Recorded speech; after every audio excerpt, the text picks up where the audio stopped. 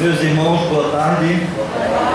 Que a paz e a luz continue habitando os nossos corações, hoje, agora e sempre. E nesta tarde possamos estar atentos para os ensinamentos do Cristo, que é vindo através da doutrina dos Espíritos, para que possamos, através desses ensinamentos, desses esclarecimentos, nos melhorarmos a cada dia.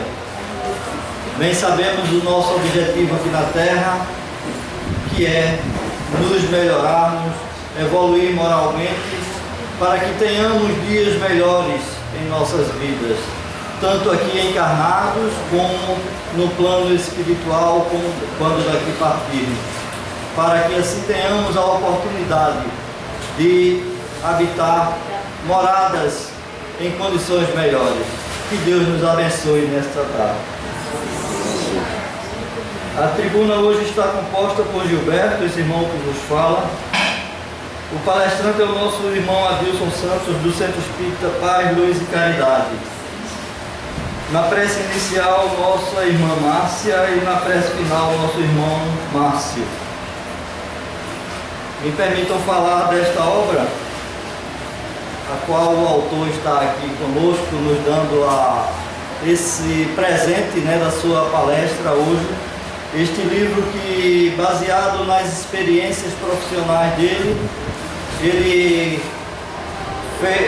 preparou esta obra exatamente para auxiliar os pais, auxiliar as famílias, para que tenham caminhos menos tortuosos na vida. Nos orienta exatamente com relação aos nossos filhos, que caminho nós damos a ele diante dessa sociedade que nos serve. Alguém quiser adquirir o volume, é só nos procurar após a palestra, tá certo? Me permitam ler um trecho do Evangelho segundo o Espiritismo, que está no capítulo 24.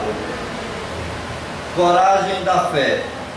Todo aquele que me confessar e me conhecer diante dos homens, ou eu o reconhecerei e confessarei também eu mesmo diante do meu Pai que está nos céus. E todo aquele que me renegar diante dos homens, eu o renegarei também eu mesmo diante do meu Pai que está nos céus. Está escrito no livro de São Mateus, capítulo 10, versículo 32 e 33. Se alguém se envergonha de mim e das minhas palavras, o Filho do Homem se envergonhará também dele, quando vier em sua glória e do seu Pai e dos santos anjos. São Lucas, capítulo 9, versículo 26. Essa lição é uma lição longa, mas é esclarecedora demais para as nossas condições que nos dizemos espíritas, estamos à frente desse trabalho da doutrina, que nos dias de hoje, em relação ao tempo do Cristo, era muito mais difícil. Os nossos irmãos da época sofreram muito mais que nós. Eles eram perseguidos incessantemente. Para que nós tenhamos ideias, reuniões como essas não poderiam ser realizadas. Reunião de esclarecimento das mensagens do Cristo não poderiam ser realizadas. Para isso eles buscavam se reunir nos cemitérios durante a noite, para que tivessem pelo menos um pouco de paz diante daqueles perseguidores. Então hoje nós que nos dizemos espíritas, tenhamos a convicção disso e busquemos cada dia mais divulgar a mensagem do Cristo. Porque nós sabemos que ser espírita é ser cristão. E ser cristão é seguir exatamente os ensinamentos do Cristo. Não nos titubeamos diante da sociedade quando nos perguntam qual a religião que nós professamos. Hoje, graças a Deus, nós estamos de portas abertas numa sociedade de acordo com a nossa condição moral. Sofremos ainda certas perseguições, mas que tenhamos fé. Essa fé inabalável que Jesus nos pede para que possamos trilhar nesses ensinamentos do Cristo. E nesta tarde Deus nos abençoe e possamos sair daqui melhor que chegamos. Muita paz e muita luz a todos. Com a palavra, nossa irmã Márcia, eu peço que profira a prece inicial. Vamos elevar nosso pensamento a Jesus, que Ele se faça presente em nossos corações. Pai nosso que estás no céu, santificado seja o vosso nome. Venha a nós o vosso reino. Seja feita, Senhor, a tua vontade, assim na terra como no céu. O pão nosso de cada dia nos dai hoje. Perdoa, Senhor, as nossas dívidas, assim como nós perdoamos aos nossos devedores. E não nos deixeis, Senhor, cair em tentação, mas livra-nos, Senhor, e afaste de todo mal. Assim sendo, em nome de Deus, em nome de Jesus, com a permissão do nosso irmão Inácio de Antioquia, o mentor espiritual de nossa casa de oração e de trabalho, está iniciada a reunião pública da tarde de hoje, desejando a todos luz e compreensão. Com a palavra, nosso irmão Adilson.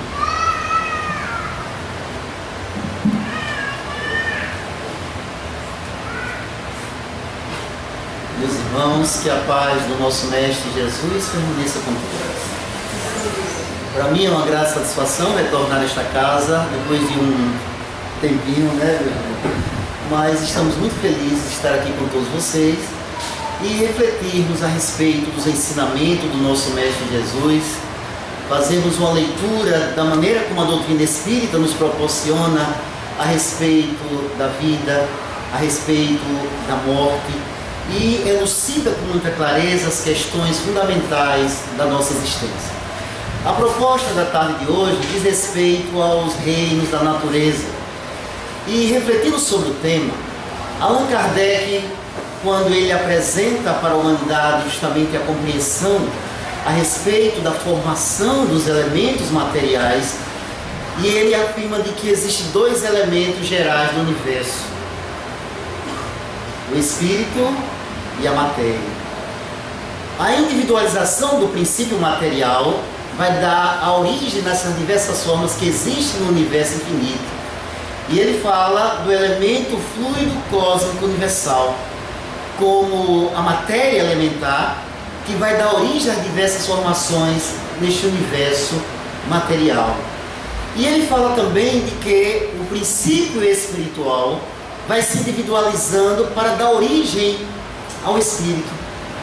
Daí a gente vê que nada é formado de forma abrupta, tudo tendo uma sequência evolucionada. Portanto, quando a gente entende sobre os elementos materiais, e se fala aqui muito na Terra dos três reinos que existem, né? Fala sobre o reino mineral, o vegetal e o animal. Mas tudo isso, a matéria, ela é originada do fluido cósmico universal. Mas o reino mineral tem as suas características da sua estrutura atômica. Já os vegetais e os animais e o homem possuem uma certa vitalidade que justamente dá essa energia que origina a vida. Portanto, quando cessa essa vitalidade dos seres orgânicos, nós deixamos a vestimenta carnal e voltamos à nossa verdadeira pátria, que é a pátria espiritual. Daí a gente entender de que a matéria, ela não tem característica de permanência. Ela, com algum período de vigência, vai perdendo vitalidade e vai acontecer o fenômeno morte. Então, os reinos existentes no mundo objetivo, desde que nós vivemos, é claro que precisamos viver, mas não podemos nos apegar às coisas, porque ela não tem característica de permanência. O que vai permanecer é o espírito imortal, porque ele vive enquanto está na carne e vive fora dela. É claro que o vegetal tem a vitalidade, porque é um ser orgânico, mas ele não tem o livre-arbítrio, não tem inteligência, e com a certeza de que vai haver a transformação da matéria com o tempo, porque tudo que tem vida nasce, cresce, reproduz e morre. Mas nós não podemos esquecer de que o ser humano, ele é um espírito já constituído e, portanto, responsável pelas suas ações, pelos seus atos. Porque nós somos dotados de livre-arbítrio. O que não existe no vegetal, o que no animal é limitado às suas necessidades, mas no homem lhe faculta a responsabilidade, porque ele tem a compreensão da realidade divina, a compreensão das relações que precisa ter com o seu semelhante e, portanto, toda vez que nós infringimos uma lei divina, nós somos responsabilizados. Então, a finalidade dos seres vivos é justamente a sua evolução de forma gradativa, porque o princípio espiritual, como dizem os espíritos, eles atuam no mineral, no vegetal, no animal, no homem. E nós caminhamos agora rumo à angelitude.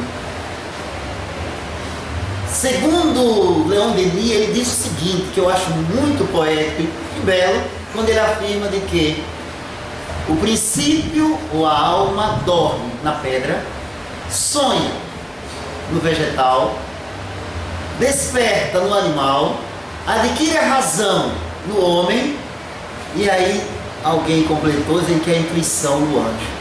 Essa escada evolutiva, do princípio espiritual até alcançar a plenitude da luz.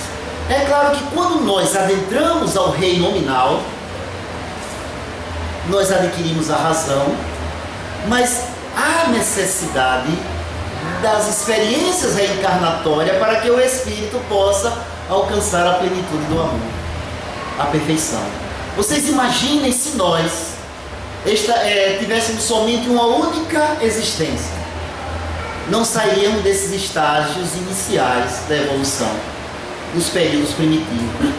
Mas Deus, na sua sabedoria, nos proporciona a possibilidade da aquisição dos valores morais e intelectuais através do nascer e renascer.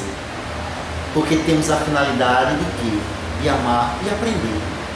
Porque quando Allan Kardec indaga da espiritualidade, qual o objetivo da encarnação? A resposta é expiação, melhoramento progressivo da humanidade. Sem isto, onde a justiça? Então nós somos os construtores da nossa própria felicidade ou do nosso sofrimento temporário. Quando adquirindo a razão, nós habitamos os mundos primitivos, porque ainda estamos muito presos aos instintos. E isso é lógico, porque como a natureza ela não dá saltos, o espírito adquirindo a razão, ele começa a desabrochar a sua inteligência, e que a reencarnação vai proporcionar esse processo evolutivo. Mas imaginemos os povos no seu período primitivo, ainda como povos nômades, que utilizavam dos elementos que a natureza produzia, mas ali estava a desenvolver a sua inteligência, o seu livre-arbítrio se ampliar com a sua compreensão, e portanto a necessidade da reencarnação é imperiosa, porque nesse período a gente tinha uma existência muito breve, muito menos do que na atualidade, e voltando à pátria espiritual, retornávamos em um novo corpo para dar continuidade ao processo evolutivo. E trazíamos as experiências já adquiridas e assimilávamos outras. E assim vamos desenvolvendo o potencial que existe dentro de cada um de nós. Então aprendemos a cultivar a terra, o que antes não sabíamos. Aprendemos a edificar casas, quando vivíamos nas copas das árvores, nas cavernas. Mas o espírito está avançando, porque o nosso objetivo é alcançar a perfeição. Então nessas idas e vindas, nós vamos ampliando a nossa capacidade de entendimento e de compreensão. Jesus nunca abandonou a humanidade. Em todas as épocas sempre estiveram espíritos aqui para nos ajudar ao progresso, porque tudo evolui neste universo infinito. Então começamos a edificar os povoados, cidades, as nações, mas infelizmente o homem se desvia do caminho que a Deus o conduz. Também estabelecemos as guerras, o ódio, as dissensões, os governos arbitrários, tiranos e criminosos, porque nos afastamos da proposta maior do bem e da verdade. Mas estamos aprendendo, desenvolvemos muito no campo da intelectualidade, mas o amor ainda está muito aquém.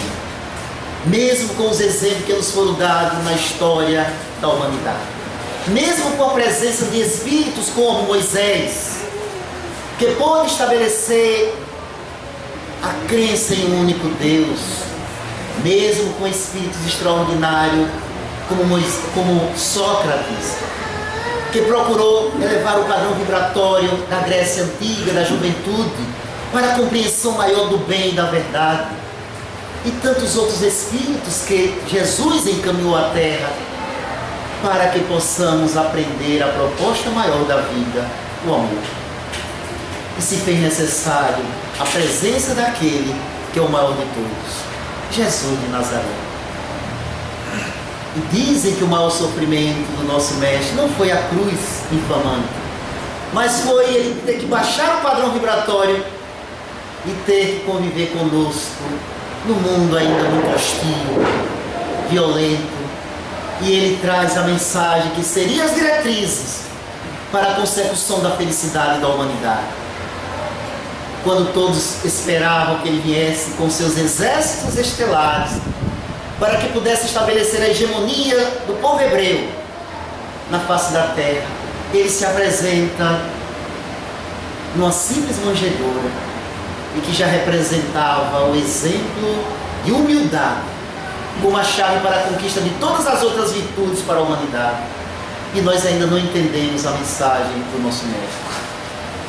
Ele cresce, desenvolve-se e nos lega esta mensagem que divide a história. Uma mensagem fundamentada em dois preceitos básicos: humildade e caridade. E a humanidade segue pelos caminhos do ódio, do egoísmo e do orgulho, contrário às leis de Deus. Ele é levado à cruz infamante, deixou para a humanidade as diretrizes para a consecução da nossa felicidade. E a humanidade ainda hoje vive atormentada.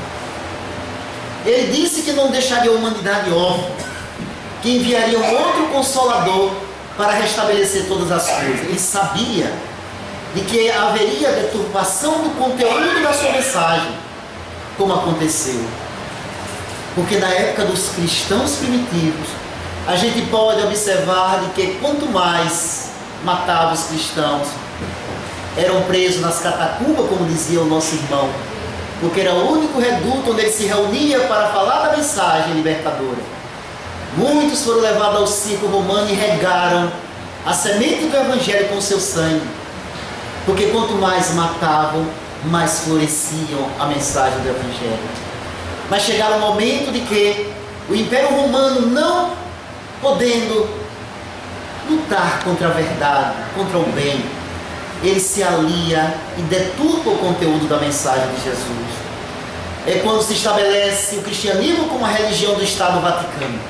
E a gente pode perceber daí em diante o desvio da proposta do Evangelho de Jesus. Porque isso era uma proposta de amor, de vida, de esperança, de consolação. Agora se tornou uma proposta de destruição, com o desvio do Estado Vaticano.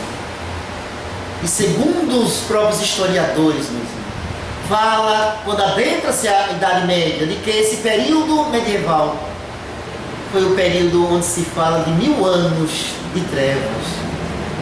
Claro que existiu avanço nesse período, mas o afastamento da proposta pura e cristalina do Evangelho de Jesus foi completamente adulterado.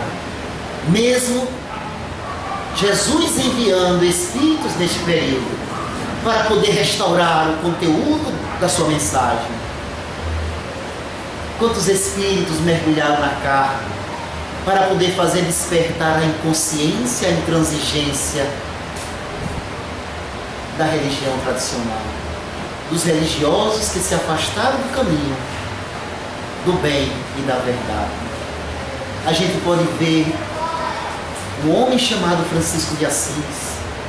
A gente pode ver também um homem chamado Martinho Lutero, que de alguma forma tentaram resgatar, tentaram apresentar uma proposta fundamentada na verdade e não nos interesses imediatistas dos religiosos de então. E nós não estamos também afastados dessa proposta, porque nós somos espíritos milenares. Não é nenhuma crítica às religiões tradicionais, mas que nós nos afastamos da proposta de amor, mesmo com tantos ensinamentos trazidos por espíritos enviados pelo Cristo, para estabelecer definitivamente a proposta do bem e da verdade na face da terra. Então, esses espíritos que deturparam o conteúdo da mensagem de Jesus, mas chegaram o dia para o despertar da nossa consciência. A proposta do Consolador que Jesus se refere, que não deixaria a humanidade órfã, chegar o momento, com um homem extraordinário que Jesus convoca para restabelecer a proposta da sua doutrina de amor e de perdão. Este homem, conhecido por Hippolyte de Leon de Lizard de Rivat, ele nasce a 3 de outubro de 1804, nasce em Lyon, na França, onde, educado numa escola que era referência na época, na Suíça, com Pestalozzi, onde, quando ele retorna para Paris, ele começa a despertar, quando é convocado para ver os fenômenos mediúnicos, a realidade para o qual ele veio à face da terra, levantar o véu sobre o verdadeiro sentido da existência, apresentar para a humanidade agora um conteúdo da doutrina cristã, fundamentada na filosofia e na ciência. É quando ele começa a estudar os fenômenos reinantes. Esses fenômenos sempre ocorreram em todas as épocas da humanidade, sempre, mas agora era estudado de forma científica. Porque quando ele vai analisar os fenômenos, ele percebe de que existe algo por trás do fenômeno, que não era simplesmente a ação mental do ser humano que ali estava reunido, não era ilusão, como muitos diziam, mas ele percebe de que existia algo por trás dos fenômenos e ele aplica um axioma que é de ordem científica, quando ele diz que todo efeito tem uma causa. E para o efeito inteligente que se apresentava, deveria existir o quê? Uma causa inteligente. Que causa era esta? É quando ele aprofunda a análise e detecta a imortalidade da alma. Daí em diante, ele começa a aprofundar as suas pesquisas, as indagações que ele fazia, as respostas que eram dadas pelos espíritos, através da mediunidade de médiuns, completamente livre de qualquer interesse imediatista, e as respostas fluíam, apresentando para a humanidade onde se encontra o verdadeiro sentido da existência. Vem nos dizer que nós não somos simplesmente matéria que se transforma, que perde vitalidade, que volta ao laboratório da natureza, ao fluido cósmico universal, porque na natureza nada se perde, tudo é uma contínua transformação. E o espírito, como ser inteligente, acionando a sua vontade na compreensão maior do bem e da verdade, alcança patamares mais elevados, que é o objetivo para o qual ele veio à face da terra. Espírito e matéria. O espírito precisa da matéria para intelectualizá-la, como diz o livro dos Espíritos. E a matéria precisa do espírito também, porque nessas transformações contínuas, a gente vai alcançando novos estágios no nosso processo evolutivo. Porque a matéria mais densa não deixa de ser uma condensação da energia cósmica, do fluido cósmico universal. E hoje a ciência compreende muito bem, porque se no passado se dizia de que matéria era tudo que tinha massa e ocupava lugar no espaço, com as suas características próprias, hoje se diz de que matéria é energia que se condensa. E perguntaram a um sábio cientista o que é matéria. Ele dizia, é energia condensada. E o que é energia? Ele afirmava que era matéria desagregada. Então se compreende hoje de que tudo é energia, que assume diversas formas na sua diversidade, que se apresenta nesse universo infinito. E o espírito é energia que pensa. E pensa quando está na carne, na matéria, e pensa quando está fora dela. Daí, quando a gente se apega à matéria, não tem razão, não tem sentido, porque vamos ter que deixar. E a gente vê que muito dos nossos sofrimentos diz respeito às nossas escolhas, aos nossos apegos. Quantos espíritos se apresentam no mundo das ideias, como dizia Platão, falando do mundo das sombras, o mundo material. Muitos que chegam do outro lado e se deparam com os seus condicionamentos, as dificuldades que possuem em decorrência dos interesses que deram à vida material. Pessoas que eram apegadas ao ouro, quantas dificuldades quando chega do outro lado, porque vai pensar que ainda é possuidor daquele ouro e carrega somente consigo as ilusões da vida que viveram. Pessoas que eram apegadas a pessoas e a coisas, e cria no seu campo mental aquelas ideias que tiveram quando na carne, porque o mundo real não é o mundo das sombras, o mundo material, meus irmãos. O mundo verdadeiro é o mundo dos espíritos, de onde nós viemos e para onde retornaremos. Daí as pessoas que viveram a vida toda sensual, voltada para os prazeres materiais, quando chegam do outro lado também sentem as dificuldades para se desprender dos seus condicionamentos. Porque a gente leva da vida a vida que a gente leva. Mas também tem pessoas que ao deixar a vestimenta carnal já não têm dificuldades, porque já viveram a vida espiritual enquanto na carne. Quantos deixaram a vestimenta carnal, às vezes até de forma brutal, arbitrária? Vamos lembrar alguns personagens da história que deram esse exemplo de vida, de dedicação, de amor. E quando chegar o momento do fenômeno morte, que é inevitável para tudo aquilo que tem vida, eles deixaram a vestimenta partindo ressurrecto e feliz. Lembramos agora de um Paulo de Tarso, um homem que viveu, perseguia os cristãos, cometeu muitos crimes, mas ao despertar a sua consciência para a proposta do amor, ele se modificou completamente. E ele dizia: Senhor, o que queres que eu faça? Dali em diante, aquele homem estabelece uma transformação extraordinária em sua vida, através do seu esforço, da sua perseverança, do seu trabalho consoante ao bem. Tudo aquilo que ele fez, os cristãos sofrerem, ele agora atravessava provas inenarráveis. Foram apedrejados, foram lançados nos lixões, tido como morto.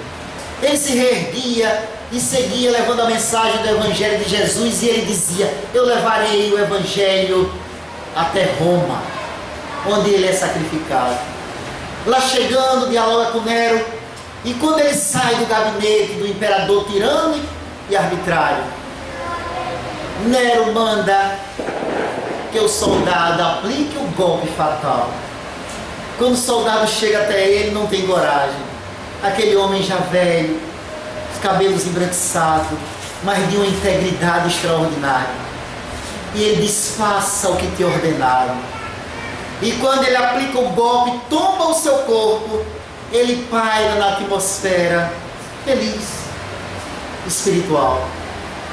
E ele diz: ó morte, onde estás com o teu aguilhão? Ele se depara com a vida, e a vida em abundância que reina neste universo infinito. John Hus, um homem extraordinário que foi levado à fogueira porque agia de forma reta, e não era aceito pela intransigência clerical da época. E ele é levado a ser queimado na fogueira. E ele diz: estarão matando o ganso, mas não estarão matando a mim, porque eu voltarei. Era reencarnacionista. E segundo dizem que seria uma das reencarnações de Allan Kardec. Quando a gente recorda uma Joana d'Arc, aquela mulher extraordinária que entrava em contato com os espíritos, como uma médium, que hoje é devidamente explicado os fenômenos, na época era tida como bruxa. E ela é levada à fogueira porque se acreditava que queimaria a bruxa e também as entidades satânicas. E no momento da execração pública, o bispo pergunta a ela: os teus espíritos te aparecem desnudo? E ela diz: tu pensa que Deus não tem com que vestir? Ela já falava do perispírito de uma maneira bela e poética. E ela é queimada nas labaredas, mas toma o seu corpo. E ela segue rumo às suas moradas celestiais. Quantos espíritos que se dedicaram, se doaram à causa do bem, e morria de forma serena e tranquila, porque sabiam que estariam matando corpos, como dizia Sócrates. No momento que ele é condenado a beber a cicuta, eles estarão matando meu corpo, mas não a Sócrates, porque eu viverei sempre a compreensão da imortalidade da alma que essas criaturas tinham. E hoje nós não temos dúvida, porque Allan Kardec levantou o véu e fundamentou de forma científica a realidade da imortalidade da alma. Não mais a realidade utópica de um céu onde viveríamos eternamente ao lado direito do Pai, porque a realidade celestial se encontra dentro de cada um de nós, porque somos nós que temos que edificar no dia a dia, em nosso cotidiano, trabalhando e servindo, amando e perdoando, sofrendo muitas das vezes, é bem verdade, porque quem não sofre aqui na terra, mas aprendendo com a proposta do amor, do bem e da verdade. É o nosso desafio da atualidade, como foi o desafio dos cristãos primitivos, como eles tinham fé, meus irmãos. Depois que eles assimilaram a proposta do bem, que eles compreenderam a mensagem de Jesus, eles iam aos circos cantando. Quantos crimes foram perpetrados? Eles iam cantando a glória do Altíssimo. E os tiranos criminosos não entendiam. Como é que podem? Quanto mais nós matamos, mas eles cantam. Eles vão felizes para a morte. Como entender isso? E Jesus dizia: se tiverdes a fé do tamanho de um grão de mostarda, poderá transportar montanhas. Quando eu recordo na atualidade, quando nós estamos passando qualquer sofrimento, as pessoas dizem: onde é que estão os nossos guias? Cadê Dr. Bezerra de Menezes, né? Muitos livros. Cadê Joana de Ângeles? E aí começamos a lamentar aquilo que nós atravessamos. Meus irmãos, esses mártires servem de exemplo para todos nós. E o próprio Cristo, o exemplo que ele deu, quando experimentou a cruz infamante, e os Espíritos dizem: ele nada tinha que se penitenciar. Que débito, que crime Jesus tinha? Não possuía como espírito puro. E nós temos o nosso passado a expiar. E às vezes achamos que estamos sendo injustiçados pelo sofrimento que atravessamos. Jesus diz assim: bem-aventurados aqueles que sofrem, porque serão consolados. E diz mais: vinde a mim, todos vós que estáis aflitos e sobrecarregados, que eu vos aliviarei. Ele apresenta a proposta para as nossas aflições, para as nossas dores. E a gente lamenta e lamenta, porque queremos, quando de uma enfermidade, ser curado. Não refletimos sobre as causas das nossas aflições. Quando temos um espinho a perfurar o pé, claro, queremos tirá-lo, mas não refletimos por que aquele espinho está ali. E o Espiritismo elucida essas questões. Quem já leu o Evangelho no capítulo 5 vai entender sobre as causas das nossas aflições e sobre a justiça dos nossos sofrimentos. Ninguém se encontra na face da terra por acaso, nem sofre sem merecer, porque nós colhemos o que nós semeamos. É a lei de causa e efeito, que é uma lei física, a lei de ação e reação. Jesus transmitia de forma poética esta lei, dizendo: a cada um segundo as suas obras, o seu merecimento. Eu tinha uma tia muito simples do interior sergipano que ela dizia: quem planta, colhe. Um termo popular, né? E estava traduzindo com fidelidade a lei de causa e efeito: quem planta, colhe.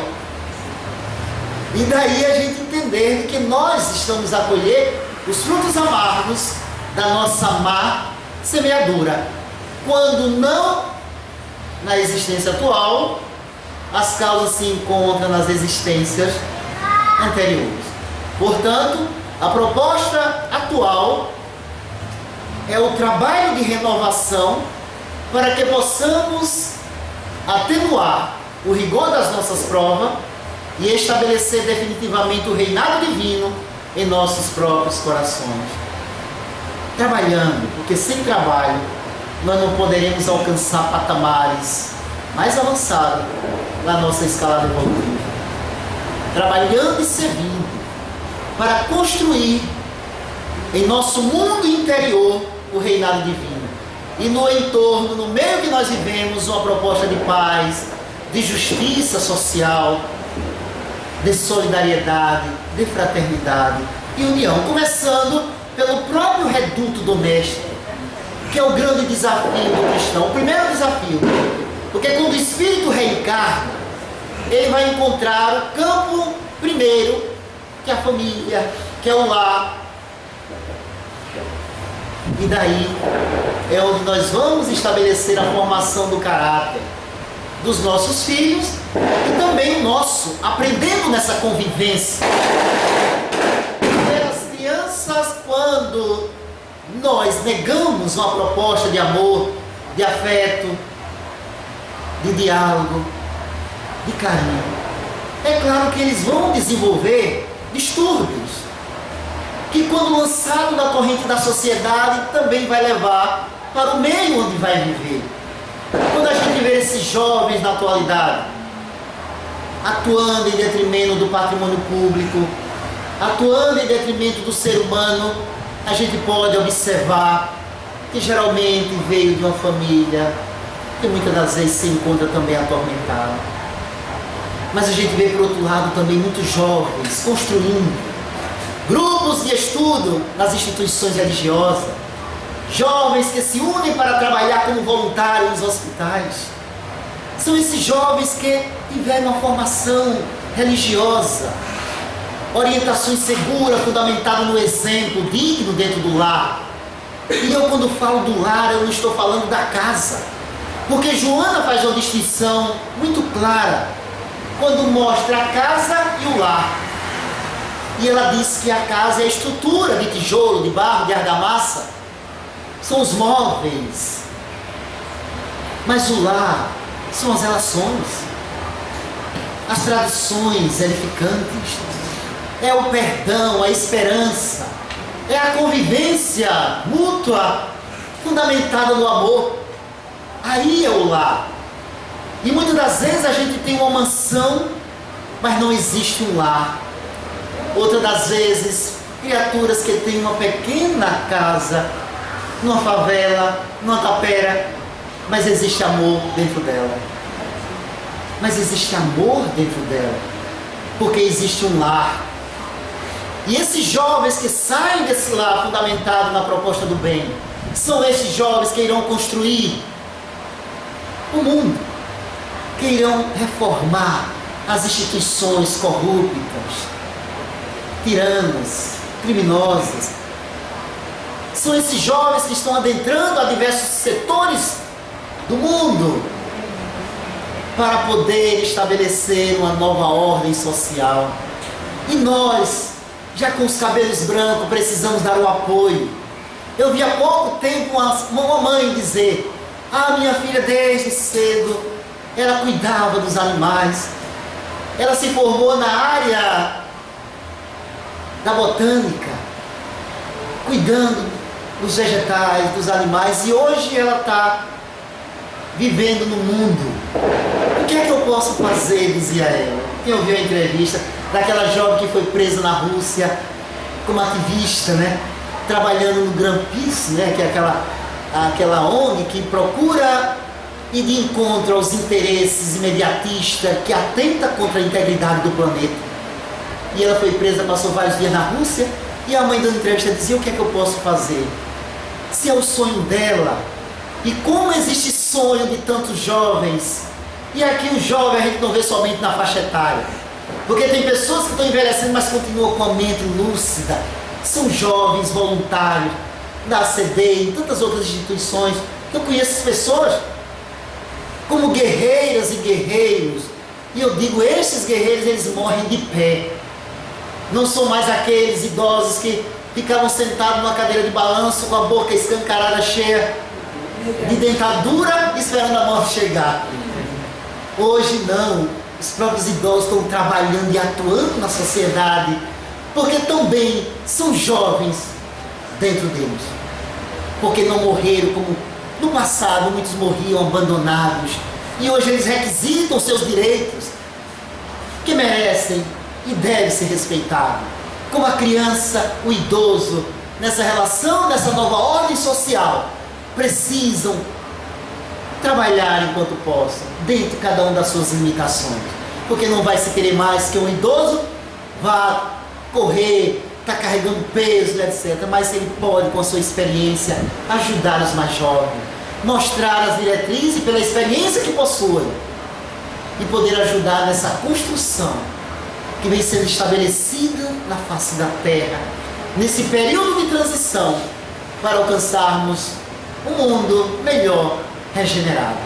E muitos espíritos estão reencarnando para a construção dessa nova ordem social, que vai ser fundamentada, meus irmãos, não no poderio econômico, que é importante a condição econômica de um país, do mundo, mas acima de tudo, numa condição socio-moral, que é esse o grande desafio. Porque a gente sabe que for somente alicerçado no poderio econômico, a gente vê que não se resolveu os problemas dos países que alcançaram os patamares de primeiro mundo, porque não resolveram o problema das drogas, não resolveram o problema das desigualdades sociais, das injustiças reinantes nesses países da Europa, ou país do primeiro mundo, ou do velho continente. Mas o que vai resolver a problemática do mundo são as questões socio-morais. Quando o homem encontrar consigo mesmo, fazer desabrochar o potencial que existe em seu coração, aprendendo a amar o seu próximo, amar a Deus e amar a si mesmo, começará a haver essa transformação como vem se efetivando. Porque é um homem que está procurando a sua própria iluminação, não somente no que diz respeito à instrução, com a aquisição dos conhecimentos nas faculdades, essa questão acadêmica, não somente desse ponto de vista.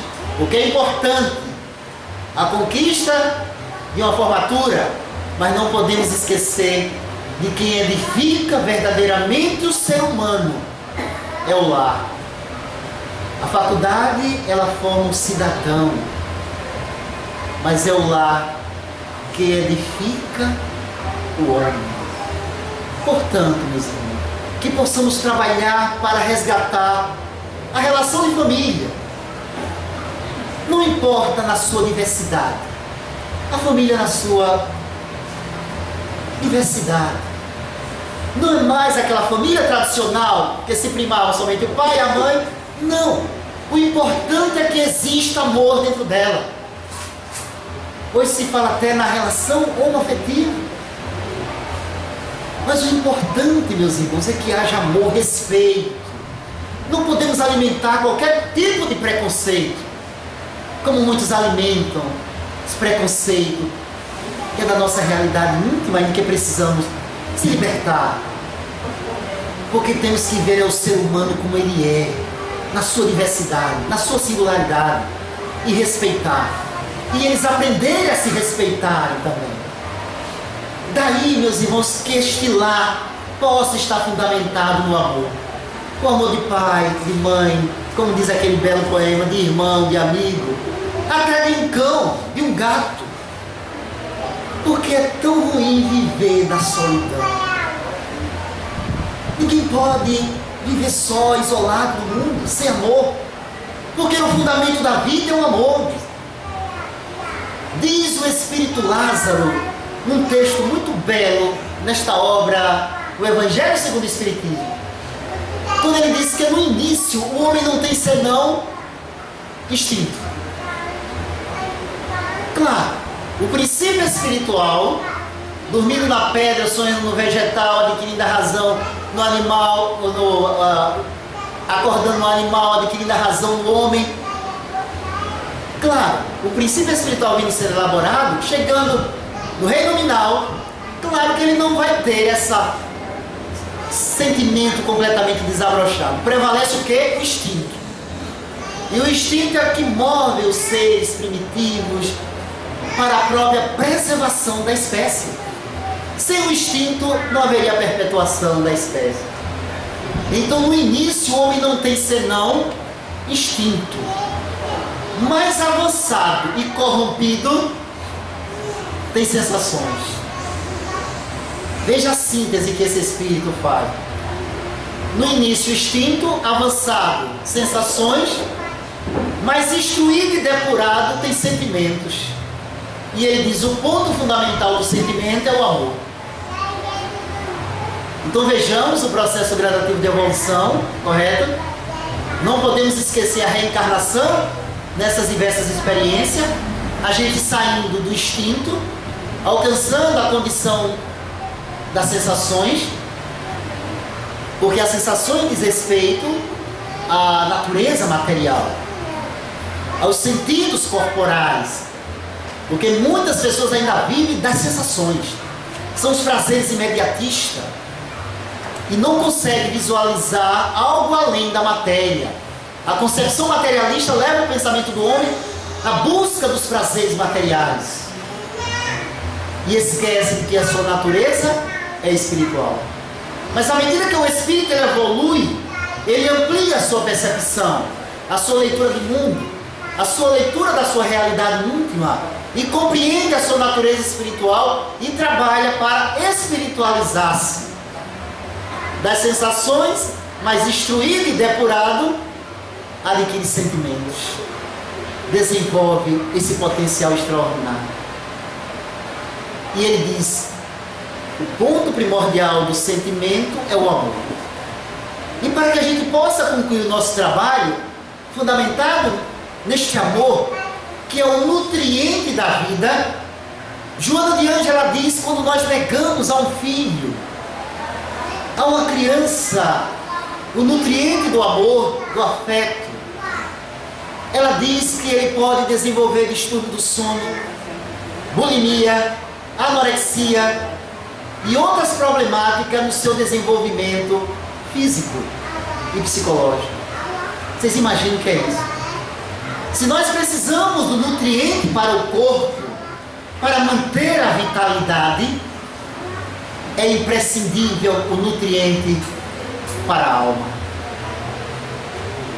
Por isso que Jesus ele afirma de que buscássemos primeiro as questões de ordem espirituais, o reino divino, e tudo viria pelo acréscimo da misericórdia.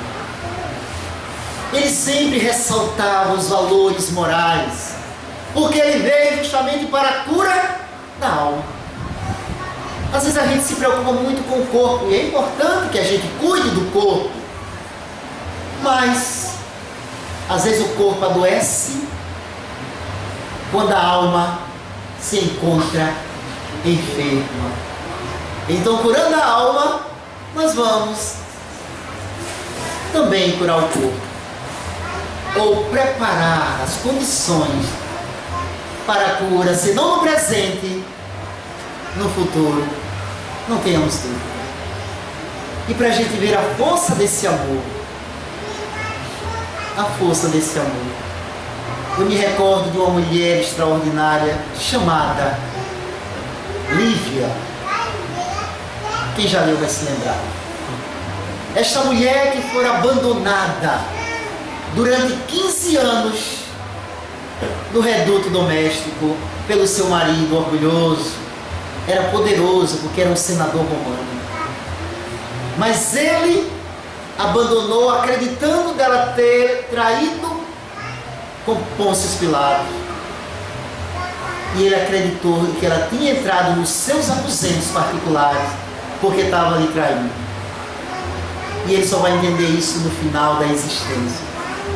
E ele abandona, diz que ela não entra em contato com os filhos, e ela se mantém na sua integridade, na sua dignidade, como um espírito extraordinário que ela é. Ela só pede uma coisa: não proibisse dela se encontrar nas catacumbas com os cristãos primitivos, onde ela bebia desta fonte cristalina que é a proposta que Jesus nos legou há mais de 2000 anos. E ele não proibiu. E ela justamente vai presa num desses encontros, numa dessas reuniões, numa catacumba. Como ela era romana, e os arbitrários que prenderam não queria problema com os cidadãos romanos. E ela muda a toga que ela tinha de cidadã romana e coloca na escrava. E quem vai ser liberta vai ser a escrava. E ela é levada para ser devorada pelos tigres de Bengala, por leões africanos, naquele espetáculo sangrento, onde os teatros lotados começavam a gritar naquele banho de sangue. E ela olha, o senador ia ser condecorado por 15 anos de serviço prestado ao Império Romano. E ela olha ele pela última vez na carne, porque ela muito amava e sabia da sua fidelidade. Ele já estava reconhecendo a sua pureza, a sua integridade, e ia dedicar àquela mulher extraordinária toda a condecoração que ele estava a receber. Mas era muito tarde. Ele não sabia que ele perdera muito tempo com o seu orgulho, com o seu egoísmo. Mas ela nunca deixou de amar. E naquele dia, ela nem sente mais a bocanhada do leão. Toma o seu corpo em sangue e ela paira na atmosfera feliz. Depois de algum tempo, ele convertido ao cristianismo, porque ele reconhecera os seus equívocos, ele se encontra conversando com a escrava que fora liberta e pergunta a ela: mas ninguém intercedeu por Jesus? Um homem que arregimentou tantos cristãos ao seu redor, dedicou a sua vida por amor à humanidade. Ninguém intercedeu por ele? Ela disse alto lá: teve uma mulher, a única, que quando você viu ela entrando no gabinete particular de Pilatos, ela foi pedir por Jesus. As lágrimas lhe desciam dos olhos. E naquele dia em diante, ele se mantinha realmente saudoso por aquela mulher que muito amou, porque amava a Deus, amava o Cristo com tanta intensidade. Ele se encontra sentado, em determinado momento ele sente o chão. Ele estava aposentado agora em Pompeia, e a erupção do vulcão Vesúvio começa a dizimar a vida de muitas criaturas, e também do senador, já velho e aposentado. E ele se depara no mundo espiritual, é recebido, porque agora já era uma pessoa que sofreu muito, se redimiu dos seus erros, do seu orgulho, do seu egoísmo, agora humilde. Ele é recebido por senadores amigos, por pessoas que o amparavam, família que já se encontrava no plano espiritual. E ele olha para ver se vê aquela mulher que ele muito amava e que ela também. E ele não encontra. É quando o amigo diz para ele: é preciso o senador elevar o padrão vibratório. E ele começa a orar e vê duas mulheres vindo de mãos dadas, se aproximando em sua direção. Ali estava a escrava e Lívia, como a dizer para todos nós que a condição do espírito não depende da sua posição social. Aquela mulher rica e poderosa, mas de um coração extraordinário, porque amava verdadeiramente. Mais instruído e depurado, o homem não tem senão sentimento. E o ponto fundamental do sentimento, o amor. E aquela escrava, numa posição subalterna socialmente, pobre, porque o escravo ia ser sempre escravo, mas vinha com Lívia de mãos dadas, mostrando que o seu coração era grande e a posição social nada interviu no seu crescimento, no seu amor. E ela vem em direção do senador e ali se abraça. Quanto sofrimento daquela mulher, mas amor intensamente, porque ela compreendeu a proposta da vida. Porque o amor, ele é oriundo do coração soberano do nosso Pai Todo-Poderoso. Se expande, se irradia por todo o universo. Nos minerais, é a lei de atração dos elementos químicos que se afinam. No vegetal, quantas bênçãos que fluem para o meio ambiente da produção do oxigênio, que demonstra o amor do nosso Pai pela manutenção da própria existência. No animal a gente encontra o instinto. Ali, quando da proteção de sua prole, em tudo está a presença do amor de Deus para com seus filhos. Que nós possamos, meus irmãos, nesta tarde e hoje, refletir e voltar para os nossos lares, consciente do nosso papel na face da terra. Viemos para amar e aprender. Espíritas, qual é o primeiro mandamento? Amai-vos. Espíritas, qual é o segundo? Que Deus nos abençoe, nos ampare, nos ilumine, hoje, agora e sempre.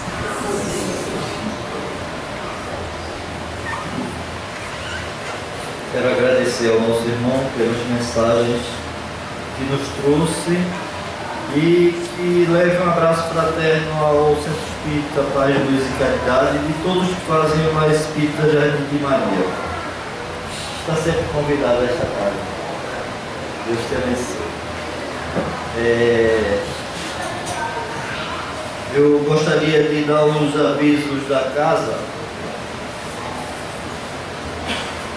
Nós temos todos os domingos das 16 às 17 horas as reuniões públicas, com o passe iniciando às 15h30 e encerrando às 15h55. Aqueles que não chegarem a tempo de tomar o passe individual, tomarão um passo coletivo durante a reunião pública. A evangelização infantil todos os domingos das 16 às 17 horas. Temos o projeto Luz da Vida, que é o programa que dá assistência a gestantes, carentes da nossa comunidade. Se reúne nos segundos e quartos sábados das 16 às 17 horas. O estudo do Livro dos Espíritos, toda quinta-feira das 20 às 21 horas. Estudo com desenvolvimento mediúnico toda sexta-feira das 20 às 21h30. A nossa biblioteca está aberta sempre nos horários da reunião, com 30 minutos de antecedência. Temos a campanha do quilo nos primeiros e terceiros domingos de cada mês.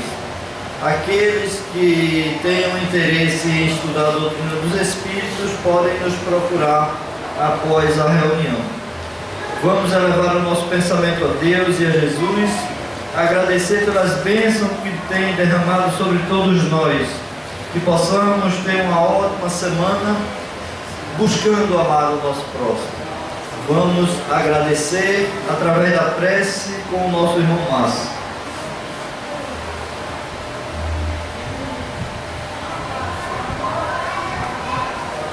Pedindo aos nossos irmãos para que abram seus corações, sua mente, relaxando seus corpos, para alcançarmos patamares mais elevados que pudermos da misericórdia do nosso Deus. Jesus, Cordeiro da misericórdia divina, é por esses momentos, Senhor, que vivemos como agora, que te agradecemos. Ainda que nós andemos pelos vales da morte, nada temeremos, porque tu estás conosco, Senhor.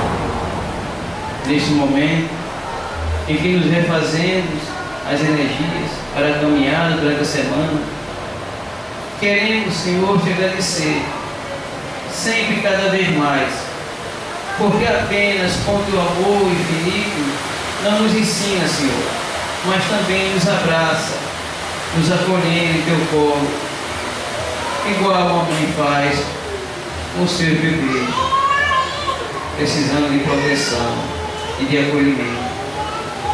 Dá-nos, Senhor, a energia fervorosa da paciência, da humildade, a energia do aprendizado, do desejo para servir e do servir para alcançar a paz da consciência.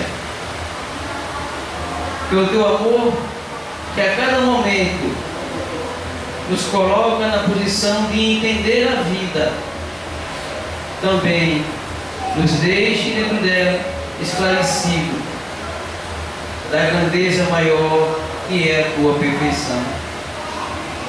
Quando nos abraças, quando chega para nós com teu olhar sublime, singelo, através do vento que sopra sobre nós, que nos toca, através do sol que ilumina o nosso corpo,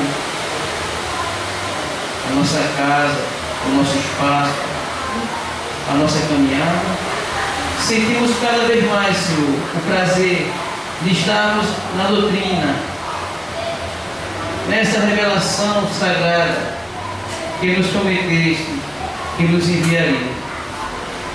Obrigado à espiritualidade amiga que caminha contigo e conosco. Não nos deixaste órfãos, Senhor, que estás conosco.